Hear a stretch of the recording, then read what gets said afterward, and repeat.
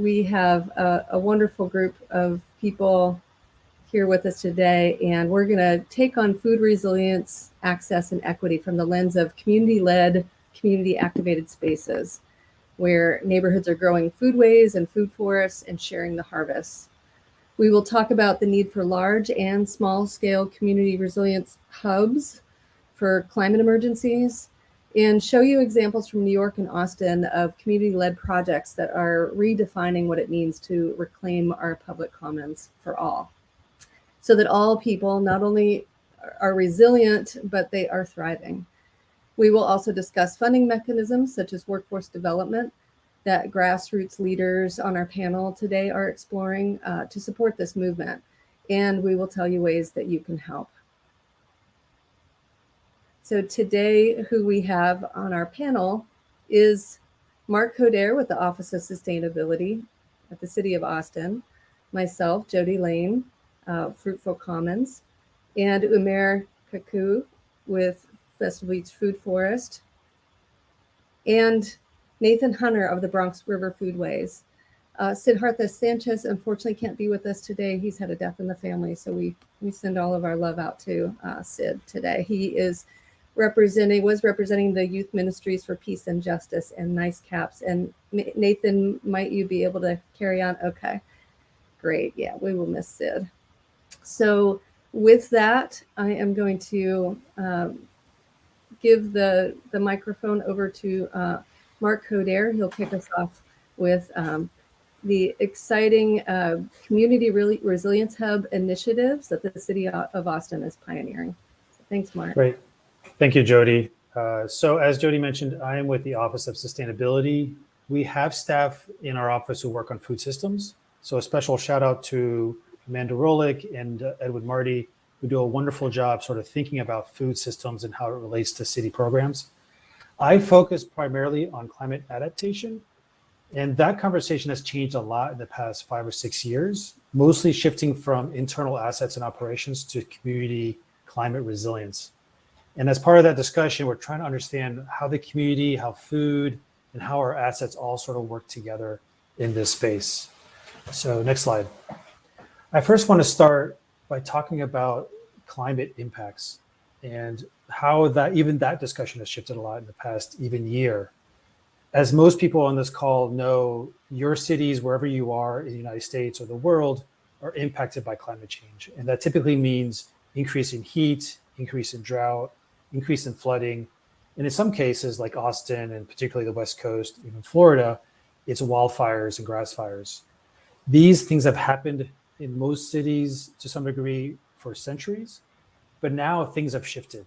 We're getting events that we've never expected before. Things like hurricanes in New York City, winter storms in Austin, and just really weird and dangerous events that we're just not prepared for. And I also want to add that these events are happening on top of existing stressors, particularly for communities with the least amount of resources and the communities with the least amount, communities of color, communities who are impacted by existing health stressors. So when we think about these resilience hubs, when we think about climate impacts, we have to be centering equity on the discussions. So how do we start to center those voices in this discussion? How do we start to think about the built environment? And how do we start to build in those community voices into our city actions and city operations? Next slide. Because one thing we've learned, in particularly the hard way, is that all of these stressors, all these climate impacts are interrelated with existing community stressors. So we can't talk about wildfires or flooding without talking about undocumented populations, mental health, criminal justice. They're all interconnected, and we can't just have one silver bullet. They have to be a broad, comprehensive approach to all our resilience planning. Next slide. So in April, our council, including Councilmember Fuentes, who spoke at the beginning, passed a resolution asking the city manager to look at quote unquote resilience hubs. And these resilience hubs are essentially locations in communities that people can go to during an event. And when we first started talking about it, it was very much focused on the infrastructure. Because of Winter Storm Uri, we had a lot of spaces that lost power, they lost water, They lost the ability to have access to community, and yet the community showed up expecting to be in a safe space, and that wasn't the case. So how do we start to think about public spaces, not just public as in the city, but public as in school systems, rec centers, libraries, health centers, even churches, which our public goes to, or other places the community can go to make sure that they have resources there to help them. In this discussion, though, we've realized we're focusing so much on that one big event, right? The big shock, if it's the Winter Storm Uri. But we've realized that cannot be the only thing we focus on. We have to focus on daily stressors, and we have to focus on trust. Something that Karen Washington mentioned at the beginning. It has to start local, and it has to be based on trust. Next slide. So as I mentioned, when we first started talking about Resilience Hub, it was always focused on that bottom right piece, right? The facility. Does it have backup energy, backup water, backup communications, really sort of architectural infrastructure pieces so that when an event happens, people can have those resources available. But as we started talking to the community and started talking to other folks, we realized we have to build in the emergency preparedness piece. Does it have food at that location? Shelf-stable food at all these locations so that when people need food, it's there for them. Bottled water, over-the-counter medicine, things the community needs. But even that conversation was not enough. We realized we have to center the community on that discussion. What does the community need? What is the cultural makeup of that community? And how do we listen to make sure that we're providing resources that are tailored to them, right? That we're actually listening to them with true engagement and building that trust. But if we always think about it in terms of emergency, we're always going to provide the bare minimum based on emergency. And what we realize is that to build that trust, it's an ongoing daily activity, and we have to incorporate food into that conversation. So yes, we need shelf-stable food, but we also need to figure out how do we build a community through growing of food and through using the land more than just what it's used for on a daily basis. So how do we start incorporating that voice into that discussion? Next slide.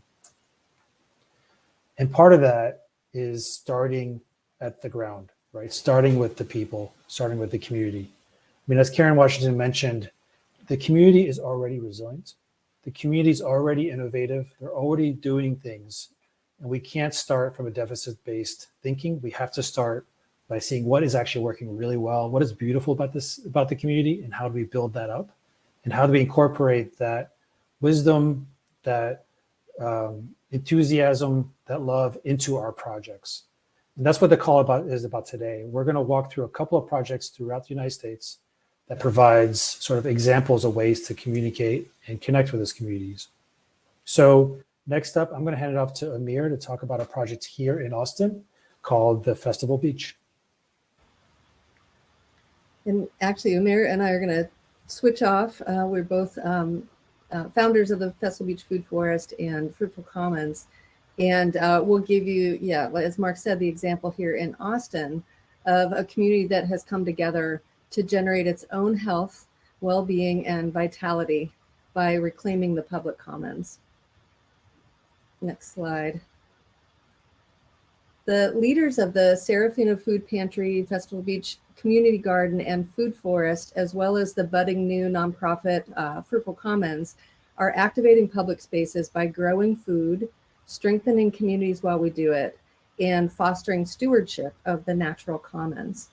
We'll talk in this presentation about how all of these groups are collectively engaging with local community and seeking funding to build organizational capacity, develop a green workforce, and scale our model for community resiliency and food security citywide.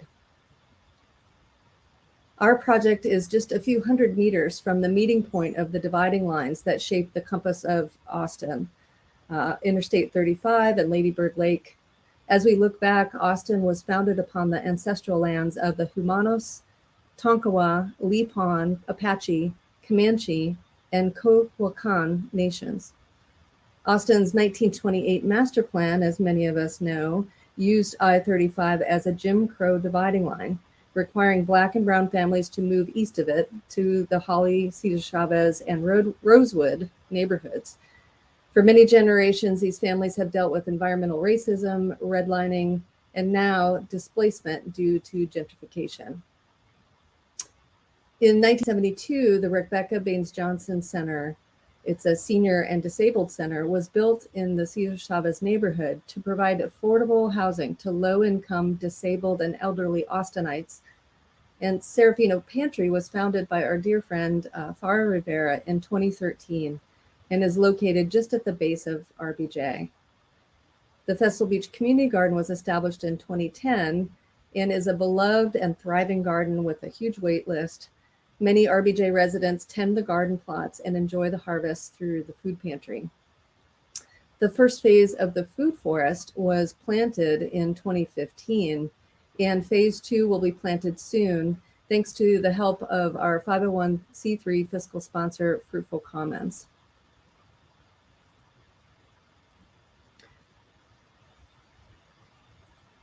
Umair will tell you a little bit more about the food forest, what the food forest actually is, like what that means. But I'll tell you that it was born out of one of the most significant grassroots environmental justice struggles in Austin's history, the campaign to decommission the Holly power plant. After 16 years of campaigning, the power plant was finally shut down in 2011 by locals in the neighborhood. As a result of this victory, the city began working on a new master plan for improving the parkland nearby.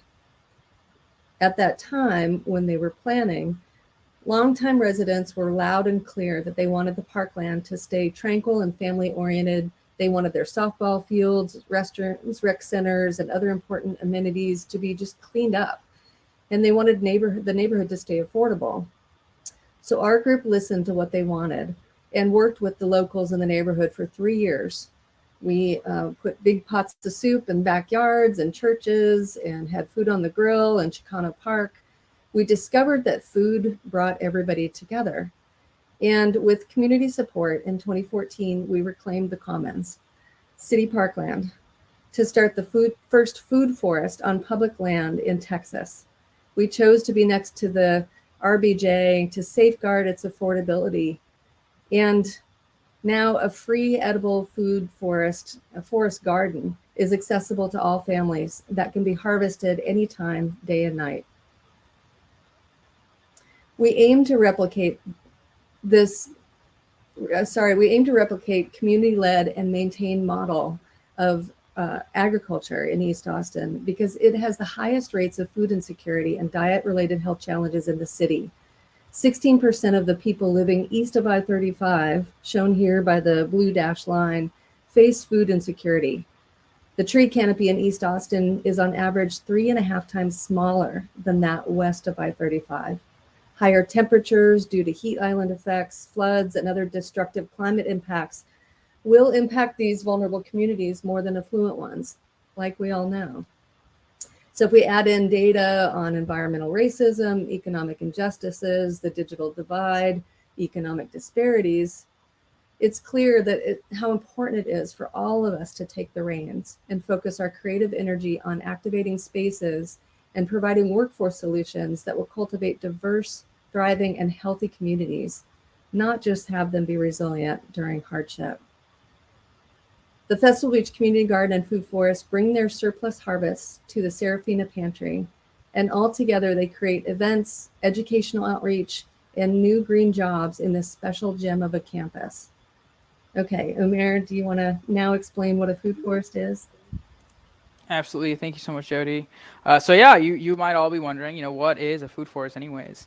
Food forestry is an ecosystem approach to food production that has been practiced for centuries, and it's actually seeing a revival as communities like ours seek to enhance climate resilience and food sovereignty.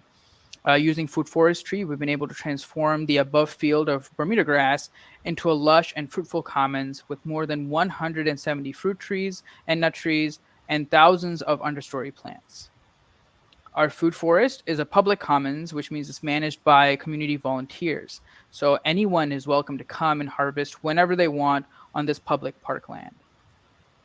We're also generating climate resilience by restoring watersheds, regenerating soil, building tree canopy, sequestering carbon, and cultivating biodiversity. In the best of times, this community comes together to grow, harvest, and celebrate. And in hard times, they help where it's needed. For example, this past February during Snowstorm Uri, we had an unprecedented freeze, and it was so bad that the RBA Center, Rebecca Baines Johnson Center, was left without power, and the elevators were not working. So Farah Rivera, who you see in the top left, sounded the alarm that the seniors didn't have access to heat or food at the RBJ Tower. Our volunteers brought in truckloads of food and supplies and hauled meals up and down the 16 flights of stairs for 4 days straight. Meals that were donated by charitable restaurateurs, that came together out of the leadership of Joy Chevalier at the Cook's Nook and other leaders behind Keep Austin Together. We also tapped into the networks of organizations like Little Herds, Good Work Austin, Safe Table, the Community Resilience Trust, and others who, because the pandemic, had already been urgently developing strategies that would safeguard the marginalized during COVID.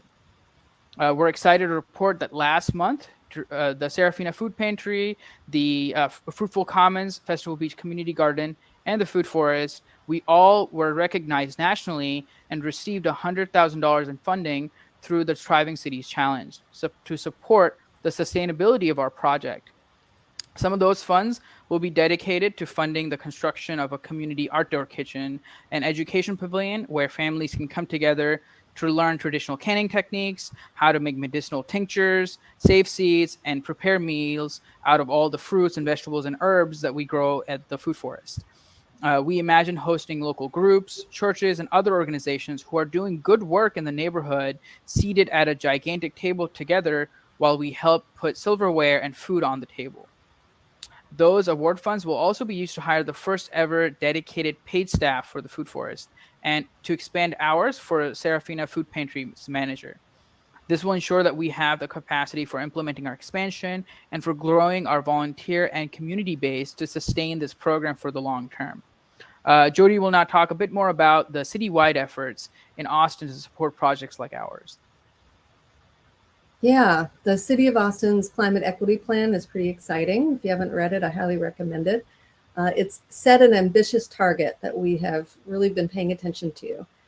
The city has declared that by 2030, 100% of Austinites can access pro-climate, pro-health food system that is community-driven, prioritizes regenerative agriculture, and minimizes food waste. So our project coalition is at the leading edge of making this goal a reality. We founded Fruitful Commons to scale the Food Forest and other community-led agriculture models citywide. Our team had a hand in growing and supporting the over 80 garden projects in the city since 2009, and we're now providing fiscal sponsorship, funding access, volunteer training, and other back-end admin support for community-led projects throughout Austin.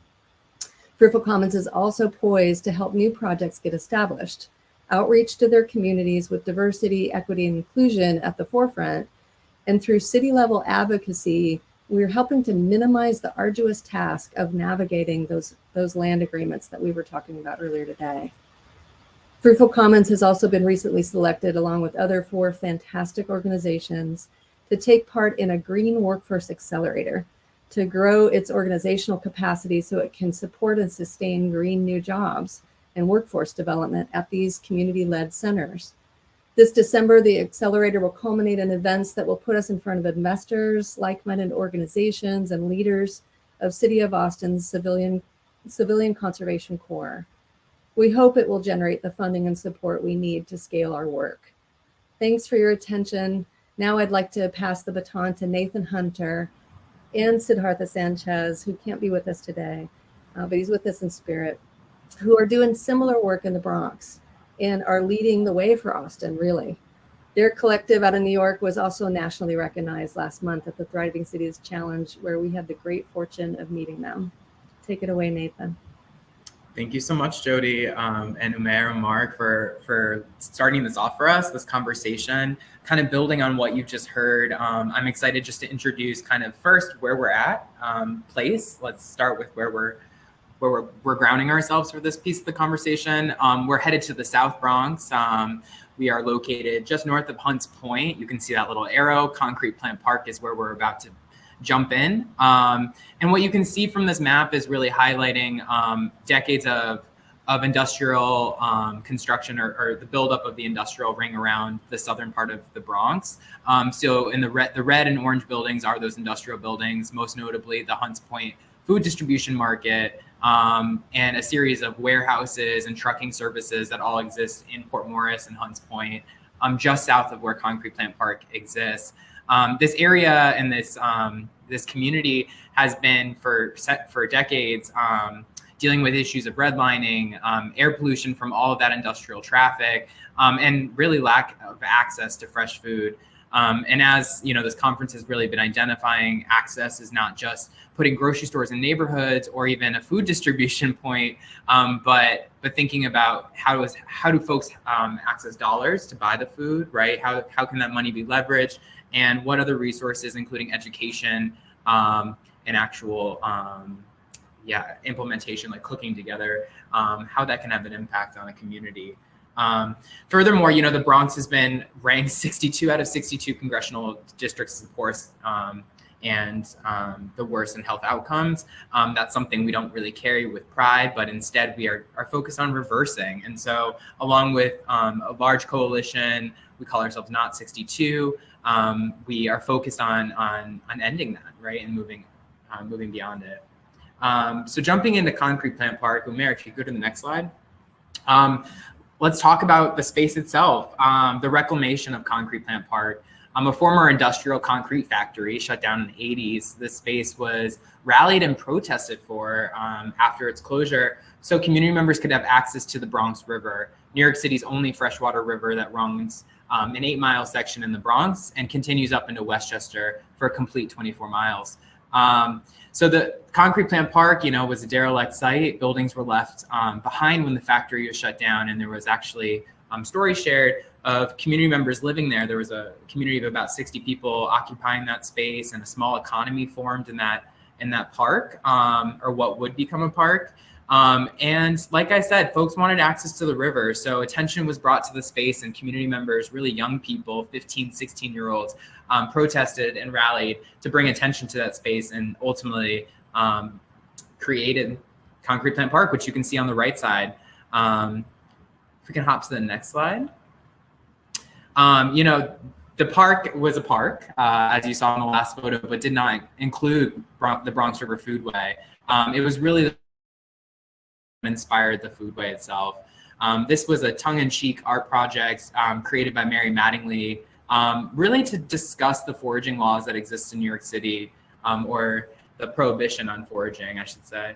And so initially their ask was to build an edible food forest inside of a city park, and because of those rules, we're told no. And so they built a barge with young people from YMPJ that grew food on top of the barge. So these are just some images of that barge docked outside of Concrete Plant Park. And the idea was, okay, if we can't build inside the park, we'll build a barge and plant it beside a park, and have people just kind of join on board. This was directly the inspiration for the Foodway. If you go to the next slide, you know, the Foodway on the right, on the left of the screen, this long kind of alley-like space was developed in 2017, really through multiple years of visioning with community members.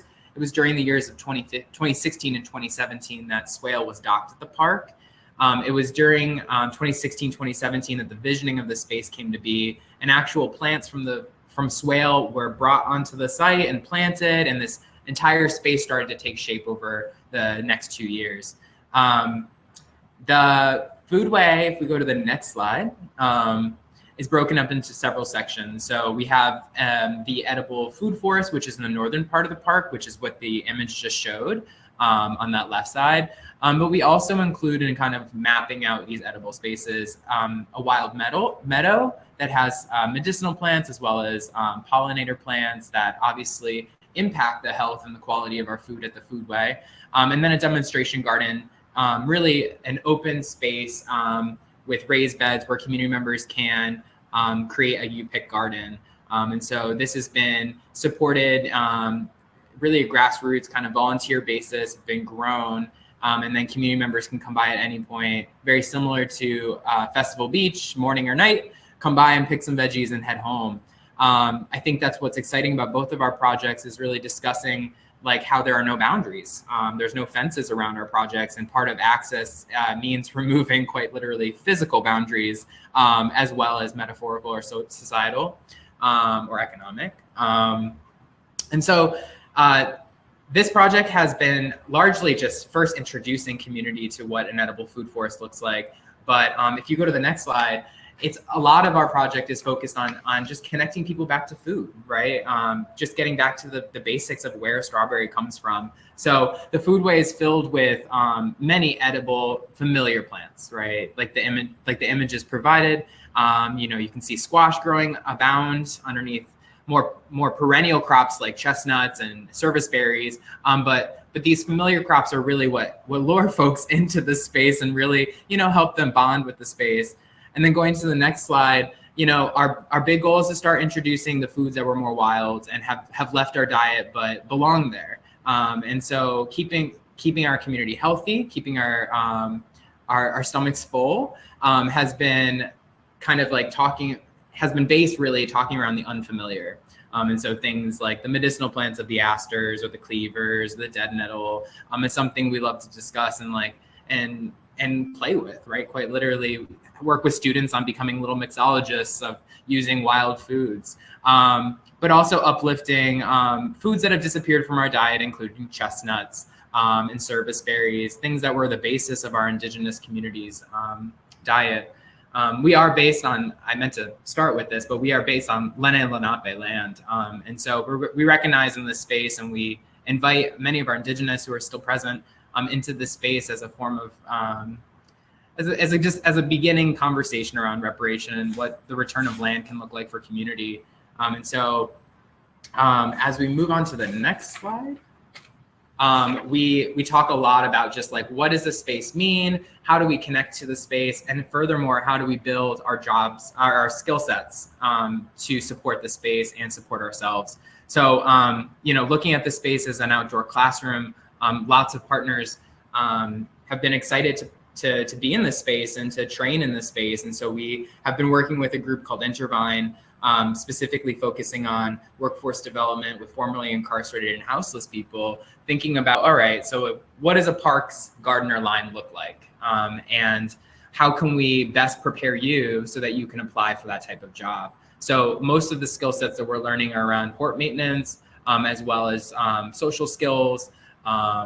And we carry those same types of trainings over to not just those workforce development silos, but over to student learning, student internships, summer youth employment program, regular working with volunteers. How do we build up the capacities of our volunteers so projects like this can expand and be sustained? Because I think most of a lot of the barriers that we face in starting these types of projects is always around M&O, maintenance and operations. How are we going to make it happen? So if we can build it from within, then we can build something sustainable with longevity. I think what also, before I just move on, the one last thing I'll mention is just the significance of having a Friends Of group. We've established Concrete Friends, which has been a real backbone in activating this space and providing the ability to tap into funding and to tap into support that otherwise as a city employee or as a nonprofit employee we can't access. So I think about coming at it from all angles, right? Working as a coalition. And that's kind of the Bronx River Foodway. I would love to just step in for Sid. Together we've been working on building out this larger concept of really, it's not novel. This is not a new concept, but really just thinking about how do we align with others who are focused on community activations of public spaces, very similar to what's happening in Austin with Festival Beach Food Forest. Here along the Bronx River, we're thinking, and across the city, we're thinking about how do we support projects that are related to food, but also may not be. These could be activations that occur maybe underneath bridges. Over here, we have a project that's slated for development underneath a bridge, 22,000 square foot marketplace that will be activated, and thinking about how that can how that serves as a community activation. Like, what does that even mean in that type of setting? So not just siloing ourselves and talking about food spaces or foodways or food forests, but thinking about the larger activations that are going on around New York City, whether it's abandoned buildings being turned into land trusts or, gardens that need protecting, like other land trusts and things like that. Recognizing, if you want to head to the next slide, which I think is our last slide, we, a big piece of building out this coalition and starting to expand is really thinking about policy and advocacy. So thinking about what are the barriers. So collectively as a coalition, naming those barriers and coming up with policy solutions. And so I think at the forefront, one of the big policies we want to work on is the foraging policy, or access to foraging in public spaces. So as mentioned before, we were a recipient of some funding through Thriving Cities, and I want to acknowledge that's really what brought together, Festival Beach Food Forest and Bronx River Foodway and YMPJ, and that was an exciting collaborative process. We're excited to use that funding, or to distribute that funding among borough coordinators to help start this larger coalition that we're discussing. And so that's kind of our plan with the funding. However, the idea is to come back to the coalition with those dollars and see what other ideas people may have, if it serves better. So this is a kind of rough overview. I'm going to hand it back over to Jody now to kind of close this out.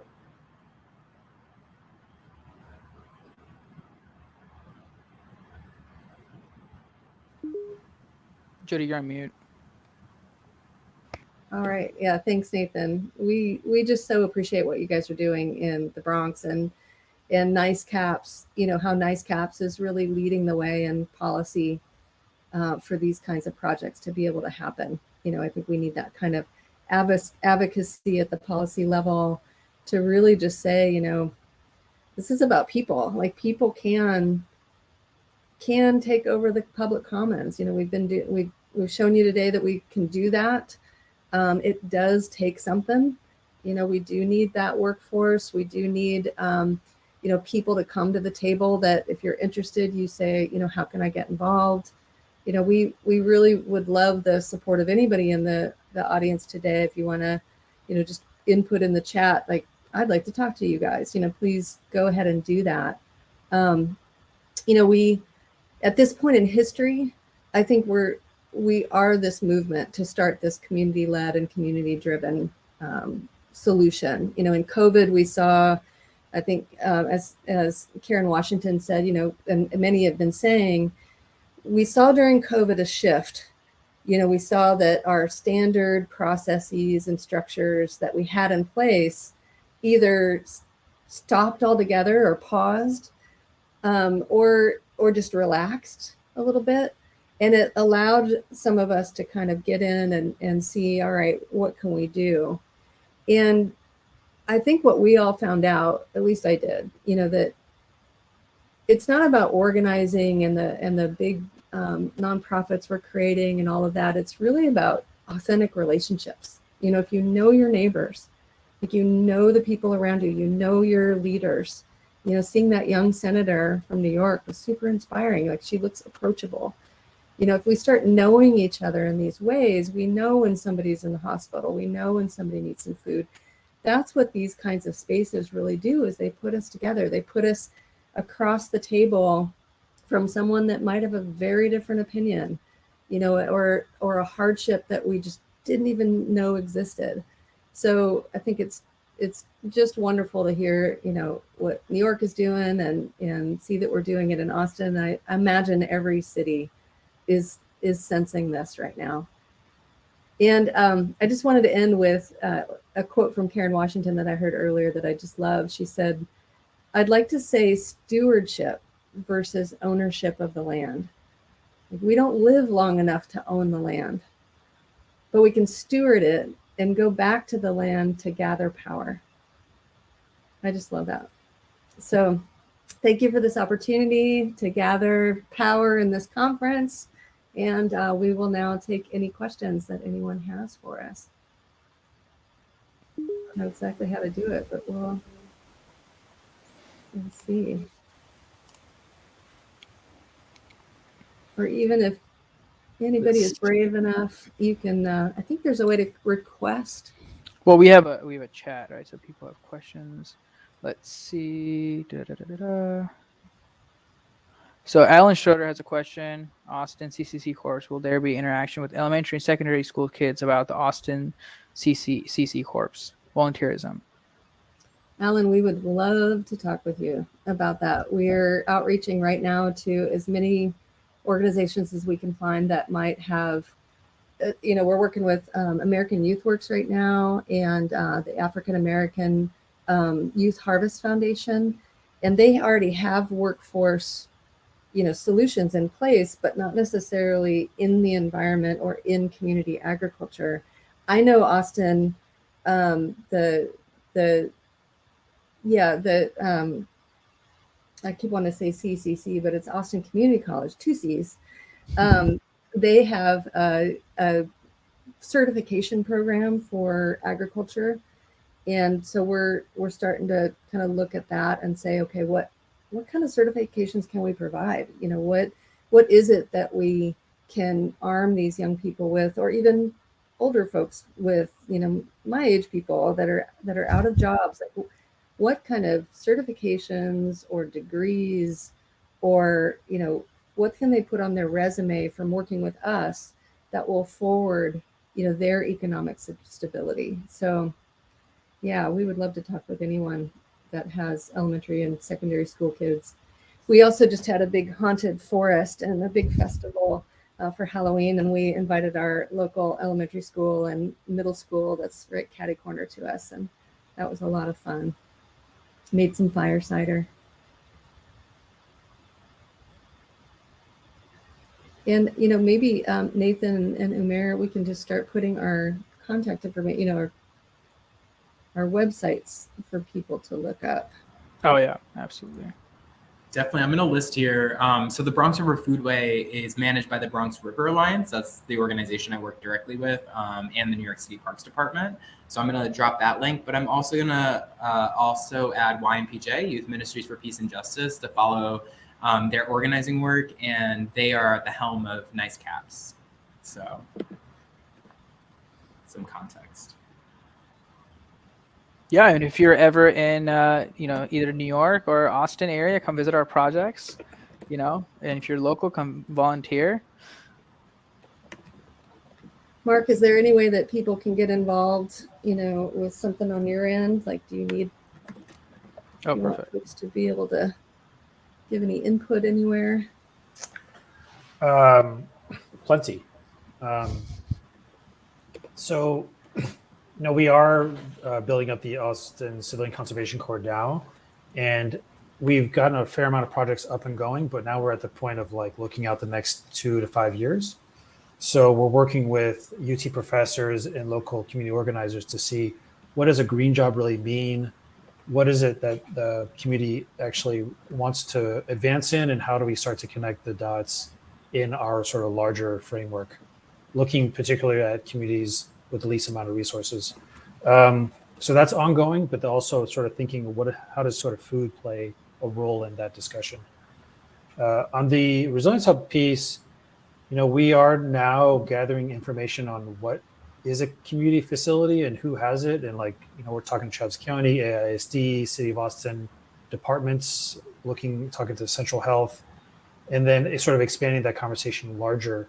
And we will start looking to get community feedback starting in January of what does that mean? What do community actually needs? So we will be coming to a community in the Eastern Crescent piece, or the red piece you showed in the beginning, sort of to better understand what the community needs. So plenty of opportunity there to plug in on sort of giving us a little bit more information on what to think about.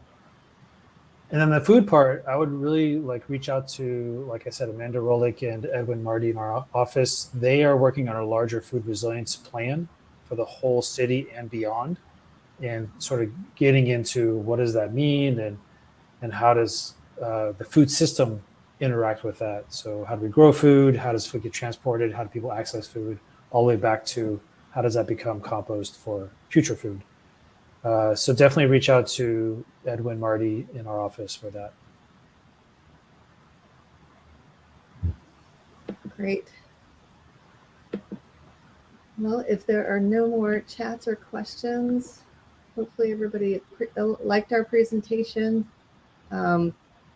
Maybe we could jump, let you guys go ahead and jump to another session real quick, catch something else, but we'll stick around if anybody's got any questions. I do have something for the audience.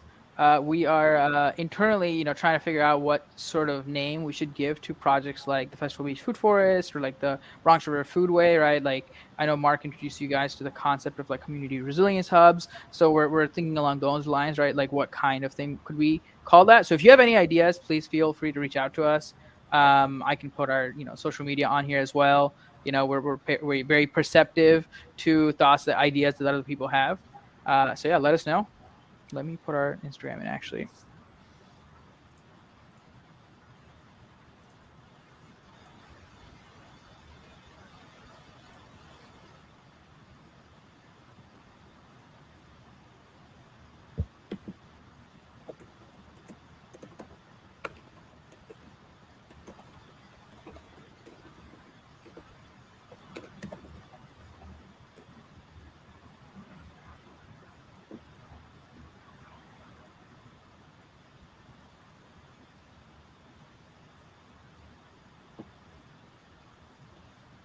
Okay. Yeah, I guess I could put my direct contact in.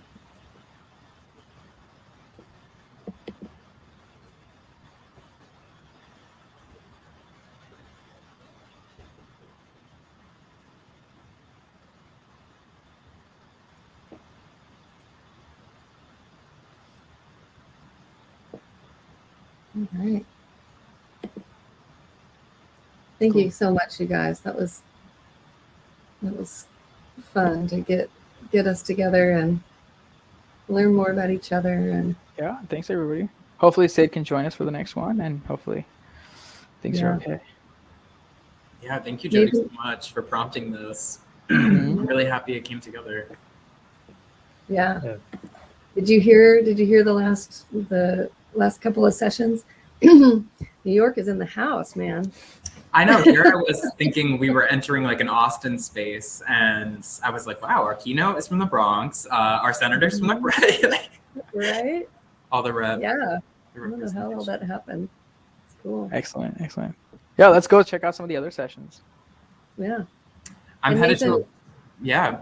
I was gonna say at some point I'd love to tap you a little bit more for your programs with young people and how you got that started, and if we can learn from you, that would be fantastic. That would be great. I would love to build some curriculum. I'm not sure. That's something over the winter I'm focusing on. Oh, okay. Point, so. Yeah, Infinita said she's done some similar work as well. Yeah. Yeah, we have collab. We're actually doing a teach-in this evening that we're prepping around food systems. And yeah, no, Infinite has a lot of work around specifically soils. She did a lot with composting. So last year we teamed up and we were running the youth programs together. So yeah, some good ideas. But I love the idea of working with some other cities to get some like cross-pollination of ideas. Yeah. So yeah, definitely would love that conversation. I just realized I'd like to bring in the Amela Foundation. I was with them for a while, and they work with kids that are refugees from different countries, and kids that have just been through all kinds of stuff. And I wonder if that could be a link too, because the programming that they did is just extraordinary. Really heart opening, super safe space. I might call on them too to see how we can make sure our programs are really honoring that, the trauma that Washington talked about. Infinita told me you guys also do some work with refugees and new immigrants in the Bronx area. So yeah, that might be a cool conversation to have, because it's like a whole different kind of subset of people, right? Who could benefit from these kinds of projects. Mhm. Definitely, our neighborhood is new American, like a lot of new Americans or refugees or immigrants. I think YMPJ does a lot more with organizing, especially around like healthcare and voting. But our stakeholders in the park are exactly that community, and we often are supporting them in ways. So yeah, I love that. I'm not familiar with that foundation, so I would love to learn more. It's local Austin. But Cool. Good worldwide. work, guys. All right. Thanks Super. all. Enjoy the rest of your afternoon. You Yeah. too. Thanks, Mark. All right. Thanks, guys. Good to meet you. Great to meet you, Mark. All right. Bye, guys. Bye.